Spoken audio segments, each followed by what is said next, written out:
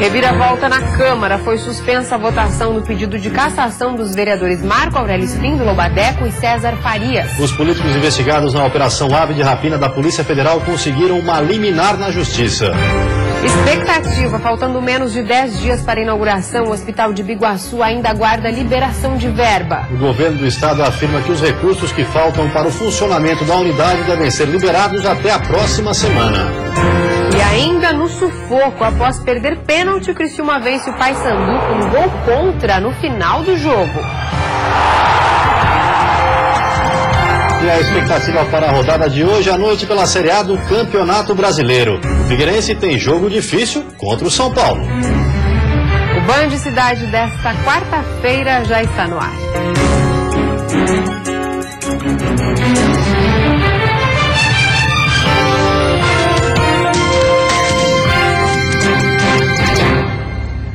Olá, boa noite. Boa noite. A polícia continua investigando o caso da morte do ex-presidente do movimento tradicionalista de Santa Catarina. Ele foi encontrado morto ontem à noite em uma chácara no interior de Lages. Sebastião Nunes de Oliveira era irmão do ex-prefeito da cidade. Sebastião Nunes de Oliveira foi encontrado morto nesta chácara no interior de Lages, com cortes na cabeça. Segundo a polícia, o corpo estava no banheiro e foi localizado por volta das 8h30 da noite desta terça-feira. Desde ontem à noite, a Polícia Civil segue investigando o caso e trabalha com duas linhas de investigações, a de homicídio e a de latrocínio, que é roubo seguido de morte, já que um veículo foi levado do local. Sebastião era irmão do ex-prefeito de Lages, Renato Nunes de Oliveira, já foi vereador da cidade e era conhecido no meio tradicionalista. Já foi presidente do movimento tradicionalista gaúcho de Santa Catarina e foi o primeiro narrador de rodeios do estado. Durante a tarde, amigos e parentes acompanharam o velório. O corpo deve ser sepultado na manhã desta quinta-feira. Quero ficar de lembrança do Sebastião, aquela alegria que ele tinha, aquela liberdade de conversar. E para mim, eu quero dizer aqui, pedir desculpa aos narradores de rodeio. Foi o maior narrador que Santa Catarina já teve. O Sindicato dos Trabalhadores Municipais de Chapecó lançou o primeiro observatório de assédio moral no trabalho. Assédio moral é uma forma de violência que consiste na exposição prolongada e repetitiva dos trabalhadores a situações vexatórias, constrangedoras e humilhantes praticadas por um chefe ou responsável pelo setor de trabalho. O assédio pode ocorrer com gritos, acusações e humilhações em público. Por isso, para tentar diminuir esses casos, o Sindicato dos Trabalhadores Municipais de Chapecó montou um observatório do assédio moral, um local onde será possível denunciar e buscar ajuda para resolver o problema. Em primeiro lugar, o relatório para o sindicato já vai ser uma prova, porque ninguém vai se dirigir ao sindicato fazer um relatório desses, né? Então é uma prova. Outra prova é buscar entre os colegas do local de trabalho pessoas que testemunhem, né, o acontecido. E também o sindicato está orientando fazer o registro, o boletim de ocorrência na delegacia, que daí concretiza realmente, né, o fato do assédio moral, para que a gente tenha então documentação para poder inclusive acionar a justiça. Os profissionais também terão uma cartilha para descrever os tipos de assédios que estão sofrendo durante o dia a dia. Márcia acredita que essa é uma ação que deverá melhorar a rotina dos profissionais de vários setores. Agora já sabe para quem denunciar e como denunciar. De acordo com esse médico do trabalho, os profissionais que sofrem assédio moral podem desencadear várias doenças, como depressão. Por mais que você trate uma depressão, por exemplo, use medicação específica, a causa está lá no ambiente de trabalho. Se não tratar aquela causa, aquilo que está ocasionando a doença, dificilmente você vai ter sucesso no tratamento. Todas as denúncias que o observatório receberá terá 100% de sigilo. Porque nós precisamos construir e ter comprovações, né, concretas dos fatos, até para que possamos passar a nossa assessoria jurídica e, tendo a comprovação do assédio moral, nós poderemos então ajuizar uma ação em defesa deste trabalhador. Sem acordo, a greve dos servidores do Hospital São José em Joinville completou um mês hoje e o impasse continua. Desde que a greve começou, a situação do atendimento no Hospital São José em Joinville só se agrava. Dos 197 leitos de internação, 104 permanecem fechados. O motivo é a falta de servidores nos postos de trabalho. A ausência de funcionários gira entre 10% e 12% do quadro de profissionais, segundo o hospital. Com isso, macas desses setores foram transferidas para o pronto-socorro. Lá, os servidores que estão na ativa tentam administrar um caos. Pacientes e acompanhantes ocupam e lotam os corredores e o saguão do PS. Tudo isso sufoca a capacidade nos atendimentos de urgência e emergência que estão mantidos. As cirurgias eletivas continuam suspensas. Nos ambulatórios de oncologia e especialidades, o atendimento está reduzido. O impasse entre sindicato e prefeitura já dura um mês. O novo laudo técnico de insalubridade feito no hospital recomendou o fim do auxílio para 113 servidores. O Sinsege quer que o município mantenha o benefício. O governo afirma que não pode manter o pagamento sob o risco de improbidade e só aceita negociar mudanças na legislação com o fim da greve. A menos de 10 dias da inauguração prometida para 20 de agosto, o Hospital de Biguaçu ainda não está em condições de abrir. A unidade ainda não recebeu recursos do governo federal e estadual e também ainda não treinou os funcionários pré-selecionados. A limpeza geral e a desinfecção de toda a estrutura, além dos testes de equipamentos e instalação da rede de computadores, também estão pendentes. Mesmo assim, a inauguração está prevista para o dia 20 deste mês e o início dos serviços ambulatoriais marcado para o dia 24. O hospital é esperado pela comunidade local desde 2010, mas a incompatibilidade do projeto com as normas da vigilância sanitária resultou em um embargo no ano seguinte. Orçado inicialmente em 24 milhões, a obra tem custo final de cerca de 30 milhões de reais. Segundo o governo do estado, o recurso necessário para o funcionamento da unidade de Biguaçu deve ser liberado até a próxima semana. E a seguir, preocupação em Florianópolis. Casos de raiva bovina estão assustando produtores do norte da ilha. E ainda ajuda aos atingidos pelo tornado. A Defesa Civil já concluiu cerca de 40 casas moduladas em Xanxerê e Ponte Serrada.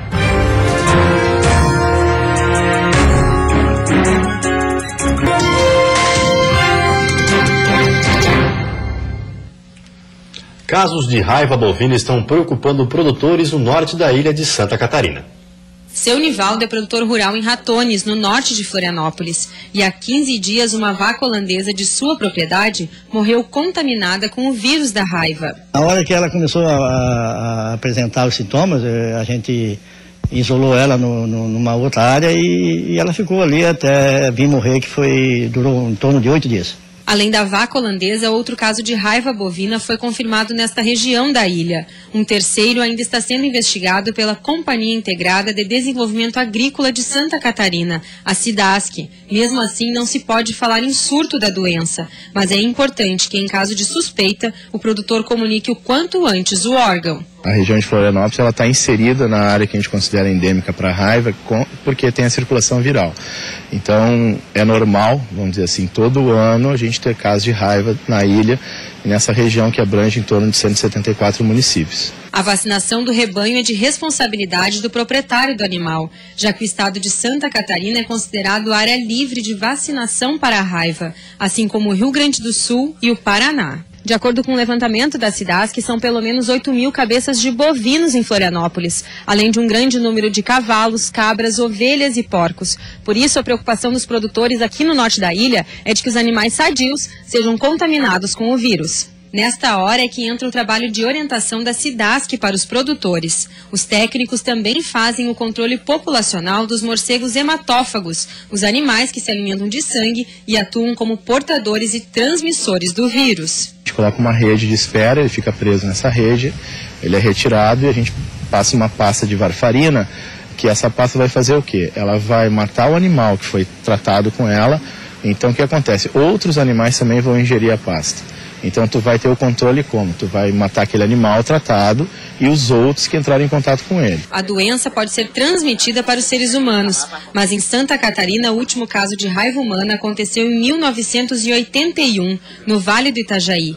O cão é o principal transmissor da doença em regiões urbanas. Por isso, este presidente de uma ONG que cuida e acolhe animais abandonados no norte da ilha está preocupado. Para que haja uma vacinação nos animais domésticos e uma vez esses animais imunizados não vão ser acometido da raiva. Ainda não há motivo para pânico, conforme o coordenador do Centro de Zoonoses da capital. O último caso diagnosticado de raiva em cães foi constatado em Xanxerê, em 2006. Porém, é preciso estar alerta para evitar a contaminação pelo vírus. Se encontrar um morcego que está, mesmo estando morto, deve ligar para o Centro de Controle de Zoonoses. A gente vai até o local e vai buscar esse animal, ou morto ou vivo, mas desde que esteja com sintomas de estar doente, né? Ajuda depois do tornado. A Defesa Civil concluiu aproximadamente 40 casas moduladas em Xanxerê e Ponte Serrada. Até o início dessa semana já foram contabilizadas 27 casas em Xanxerê e 11 no município de Ponte Serrada. As casas modulares são destinadas para as famílias que perderam os imóveis durante a passagem do tornado no dia 20 de abril. Cada residência possui 40 metros quadrados, que tem 2 quartos, sala, cozinha, banheiro e lavanderia. A estrutura custa R$48 mil. A mobília também está sendo doada. A previsão é que até 90 dias sejam instaladas todas as 72 unidades em Xanxerê e 24 em Ponte Serrada. Os recursos são custeados pelos governos federal e estadual. A quinta-feira continua com o predomínio do ar seco, que permanece sobre o estado desde o final de julho. As temperaturas seguem elevadas para essa época do ano, com destaque para as regiões do sul e oeste, que terão a tarde com as máximas na casa dos 29 e 30 graus. Na Serra Catarinense, mínima de 12 e máxima de 22. No litoral norte e Vale do Itajaí, a máxima chega aos 27 durante a tarde. E no Planalto Norte e Grão de Florianópolis, máximas entre os 25 e os 26 graus. E a rede de saúde da pessoa com deficiência do Meio Oeste está recebendo capacitação. O objetivo é atender a demanda de forma eficiente. A capacitação reuniu equipes multidisciplinares de profissionais da saúde no auditório da Secretaria de Desenvolvimento Regional em Joaçaba. Hoje, na macro-região, segundo dados da Secretaria, só em termos de deficiência auditiva, 200 pessoas esperam na fila para receberem aparelho. Para que isso realmente aconteça e se efetivo, é necessário que os prestadores de serviços, os gestores e os usuários também conheçam todo o sistema para que realmente eles possam ter o acesso. Nós precisamos que os usuários tenham esse acesso, desde a questão do aparelho auditivo, das próteses, enfim, quem precisa de bolsa de colostomia, que são os ostomizados também. Na programação estão previstas palestras com o objetivo de desenvolver competências e habilidades quanto à atenção integral às pessoas com deficiência, além de orientações sobre as políticas públicas voltadas para essas pessoas. A capacitação aqui em Joaçaba vai até sexta-feira ao meio-dia. Nas próximas semanas será a vez da Serra Catarinense e Alto Uruguai. Do dia 18 ao dia 20 de agosto será a vez de Lages e do dia 25 a 26 de agosto, Concórdia. Marilene veio do município de Celso Ramos, onde trabalha encaminhando pacientes para tratamento fora de domicílio. Para ela, a capacitação ajuda a melhor integrar o serviço. Nós, profissionais de saúde, sendo bem orientados nesses encontros, como a divulgação das redes, é muito importante no direcionamento dos pacientes no local certo para ter um benefício maior à saúde do paciente. Depois do intervalo tem futebol. No sofrimento, o Criciúma vence mais uma com gol quase no fim do jogo.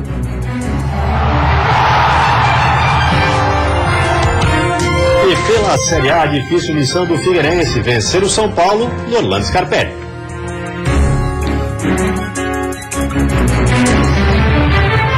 Feirão de fábrica Michelin. Descontos de até R$300 na compra de 4 pneus. Aproveite. Pneu Michelin NGX M2 17570R14 de R$311,90 por R$289,90. Pneu Michelin Prima C3 20555R16 de R$376,90 por R$339,90.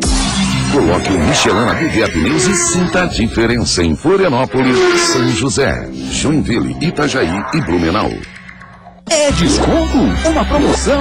Não, é o Super Ofertaço Queires. Derrubamos os preços, encolhemos os juros e esticamos os prazos. Lava-roupas 8 quilos por R$ 990 à vista ou 10 vezes sem juros de 99 mensais. Consul lava-roupas 11 quilos, apenas R$ 1.290 à vista ou 85 mensais. Secadora 8 quilos, só R$ 279 à vista.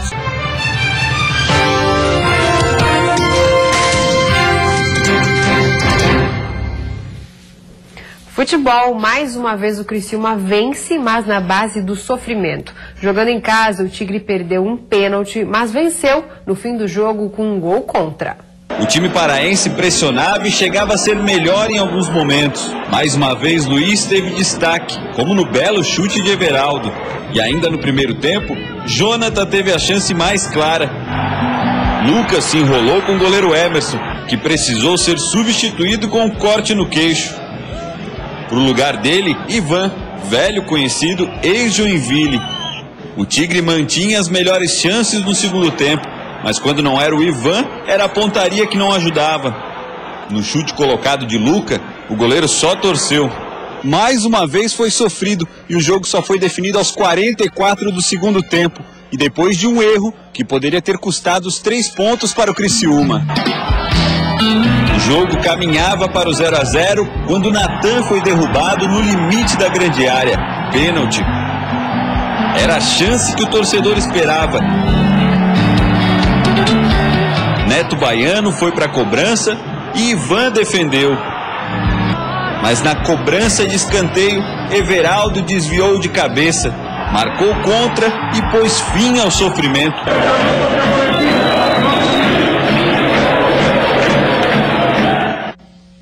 E pela Série A, 2 times de Santa Catarina entram em campo hoje à noite. Às 9 horas, a Chapecoense, que há várias partidas está na 9ª posição, enfrenta o Goiás fora de casa. Nada melhor do que uma vitória fora de casa para apagar o gosto amargo de um empate dentro de casa. Ainda mais do jeito que foi, quando a Chape tinha uma vantagem de 2-0 sobre o Figueira e deixou o Alvinegro chegar. O desafio agora é contra o Goiás. E para Vinícius Eutrópio, o segredo para esquecer os 2 empates seguidos e buscar os 3 pontos é justamente ter o psicológico mais forte do que o clube esmeraldino. Se a Chape tem que superar o sentimento de ter deixado a vitória escapar por pouco, o time goiano precisa superar uma sequência de 5 partidas sem vencer e o fato de estar abrindo a zona de rebaixamento. Além de aproveitar o ambiente de crise do Goiás, Vinícius não perdeu nenhum jogador para a partida de hoje. Pelo contrário, tem um reforço importante. Kleber Santana, que foi poupado dos 2 últimos jogos por lesão muscular, participou dos treinos normalmente e pode ir para o jogo. Ocupando o 9º lugar com 24 pontos, a Chape não tem condições de subir posições nessa rodada, já que o São Paulo, 8º colocado, está 4 pontos na frente. Mesmo assim, uma vitória dá confiança e força para que o Verdão continue sonhando em beliscar algo a mais na competição, além do objetivo de se manter na Série A. E mais tarde, às 10 horas, o Figueirense enfrenta o São Paulo no Orlando Scarpelli. O técnico faz mistério sobre a escalação do time, que tem a volta de 2 jogadores importantes. Sabe como é? Quando chega a hora de enfrentar um dos grandes do Campeonato Brasileiro, o torcedor fica naquela dúvida. Será que dá para levar os 3 pontos contra o São Paulo? Muitas vezes falta aquela confiança. Mas basta olhar o retrospecto do Figueirense dentro de casa, contra esses times considerados grandes, que a confiança vai lá pra cima. Contra Cruzeiro, Palmeiras e Internacional foram 2 vitórias e 1 empate, 7 pontos somados em 9 disputados. E para aumentar ainda mais a confiança do torcedor alvinegro, o Figueirense deve ter de volta no jogo de hoje a dupla de zaga titular, que tanto fez sucesso no Brasileiro do ano passado e no Catarinense deste ano. Thiago Heleno, recuperado de lesão, está de volta ao time, assim como o capitão Marquinhos, que estava suspenso na última rodada. Mas tudo isso fica só na probabilidade, porque o Agel não garante ninguém. A equipe vai ser definida 45 minutos antes da partida, como sempre foi. Mesmo assim, a gente já sabe que alguns jogadores estarão em campo. O Cleiton, por exemplo, que não enfrentou a Chapecoense por conta de suspensão, está de volta ao time. Agora, o companheiro dele é que é a grande questão. Será Marcão, que fez esse golaço contra a Chape? Ou então o Alemão, que seria titular no último jogo, mas ficou de fora por causa de uma virose. Pode ser ainda o Elias, que está recuperado de lesão. Quem vai jogar? Vai depender deles. A única coisa que eu prometo para eles é que a gente vai dar oportunidade a todos. E a seguir, a ação judicial. O gabinete criado para a primeira-dama de Araquari dentro da prefeitura deve ser desativado. E ainda liminar, votação de cassação dos vereadores César Farias e Marcos Aurélio Espíndola Badeco foi barrada pela Justiça.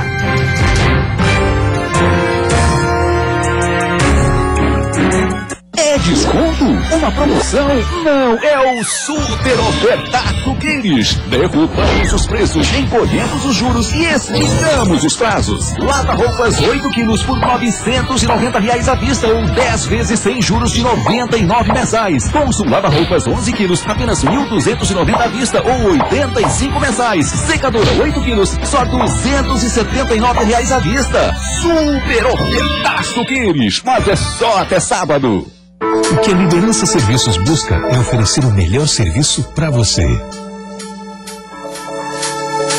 Por isso, a empresa passa por rigorosos processos de aprimoramento para garantir agilidade e eficiência em seus serviços, qualificando profissionais experientes para o mercado.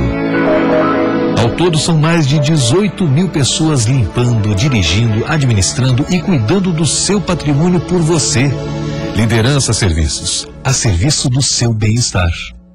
A CEL Escola Odonto oferece tratamentos odontológicos nos seus cursos de atualização em implantes dentários, aparelhos ortodônticos, prótese dentária e estética avançada. Agendamento de consultas 3381-9424. Band Cidade. Oferecimento Queires. Pensou móveis, pensou Queires. A número 1.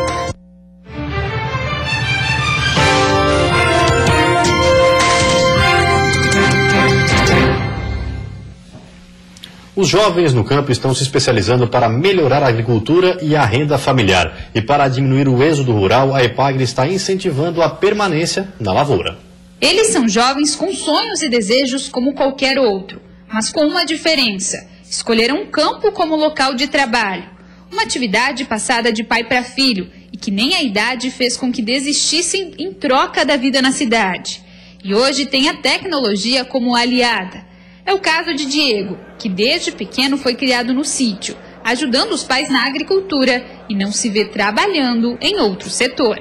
O princípio é a agricultura familiar, assim, só que a gente sempre vai tentando empregar novas tecnologias e tentar convidar nova gente, sim, para começar também isso. Diego é um dos mais de 1.000 jovens que estiveram presentes nesta quarta-feira em Lages, no evento promovido pela EPAGRE.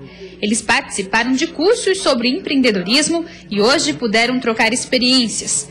A ideia é qualificar esses novos empreendedores para não desistirem do campo. Treina eles para que use a internet para como um meio de comunicação, não só de comunicação, mas também de logística, de apoiamento para a gestão da propriedade. E o que nós queremos, e o grande desafio nosso, é de justamente buscar que o jovem permaneça lá no campo com dignidade. Para a Gabriela, a qualidade de vida aliada à renda é o que contribui para a escolha dela pela atividade rural. A gente gosta de fazer aquilo que faz, né? Gosta de trabalhar com o turismo, com os animais, com tudo, né? E ainda tem lucro. Ainda tem lucro. Hoje o êxodo rural é um dos maiores desafios. Por isso, através de cursos promovidos pela EPAGRE, está sendo possível incentivar os jovens a continuar na propriedade e ainda desenvolver iniciativas que agreguem valor aos produtos produzidos por eles. Para nós, em Santa Catarina, a coisa mais importante é preservar o modelo de vida e modelo de desenvolvimento, que é o que sustenta o desenvolvimento e a qualidade de vida em Santa Catarina. A primeira-dama de Araquari, no norte do estado, é alvo de uma ação judicial. A Justiça mandou desativar um gabinete criado para ela dentro da prefeitura. O gabinete da primeira-dama, Maria Neuza Ribeiro Volteixen, funcionava na Prefeitura de Araquari há cerca de 3 anos. A lei que institui uma sala para a esposa do prefeito, João Pedro Volteixen, e inclusive o uso de carro oficial para serviços sociais não remunerados, foi criada em 2010. Na época, era o vice-prefeito Clenilton Carlos Pereira quem estava em exercício e sancionou o projeto. Para a Justiça, o caso configurou nepotismo. O juiz da comarca de Araquari determinou a desativação imediata do gabinete e o afastamento da primeira-dama das funções dentro da prefeitura. Em nota, a Prefeitura de Araquari informou que a lei foi criada com base no texto de leis semelhantes que existem em municípios do Rio Grande do Sul. O comunicado também informou que o gabinete da primeira-dama foi desativado, como determina a ordem judicial. Caso a determinação for descumprida, a multa diária será de R$5 mil. A decisão da ação por improbidade administrativa ainda cabe recurso. Suspensa hoje à tarde a votação do pedido de cassação de 2 vereadores da capital. César Farias e Marcos Aurélio Espíndola Badeco entraram com uma liminar na justiça. Uma sessão tranquila e aparentemente normal, o contrário do que era esperado desde o início da semana pelos parlamentares e pela população de Florianópolis. A votação do pedido de cassação dos vereadores César Faria e Marcos Aurélio Espíndola Badeco foi suspensa depois que a Câmara foi notificada pela Justiça através de um mandado de segurança. César Faria conseguiu eliminar ainda na terça-feira e Marcos Aurélio Espíndola na manhã desta quarta. O presidente do Legislativo afirmou que a Procuradoria da Casa foi notificada pouco antes da sessão. Somente aguardar a decisão da Justiça, esperando que saia o mais rápido possível para a gente que possamos tomar as providências necessárias com relação a colocar na pauta novamente os processos. A suspensão da votação foi comunicada logo no início da sessão. Depois disso, seguiu normalmente com os assuntos da pauta. Durante seus pronunciamentos na tribuna, os vereadores lamentaram a decisão da Justiça expedida pelo juiz Laudenir Fernando Petroncini,